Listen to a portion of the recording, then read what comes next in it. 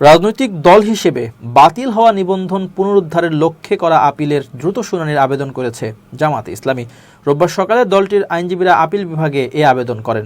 আবেদনে বলা হয়, জামাতের আপিল শুনানি শুরু হলেও হঠাৎ তা স্থগিত হয়ে যায়। যেহেতু দলটির নিবন্ধন ও রাজনৈতিক ভবিষ্যৎ এ মামলার সঙ্গে সরাসরি জড়িত, তাই দ্রুত শুনানির প্রয়োজন। শুনানি শেষে আপিল বিভাগ জানায়, বিষয়টি মঙ্গলবার বা বুধবার আদালতে উঠতে পারে।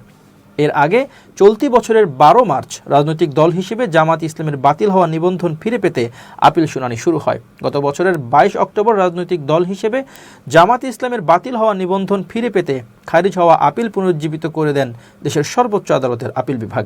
এর ফলে নিবন্ধন ও দলীয় প্রতীক দাঁড়িপাল্লা ফিরে জামাতের আইনি লড়াই করার পথ খুলে যায়। প্রধান বিচারপতি ডক্টর সৈয়দ রিফাত আহমেদের নেতৃত্বে 4 বিচারপতির আপিল বেঞ্চ এ আদেশ দেন।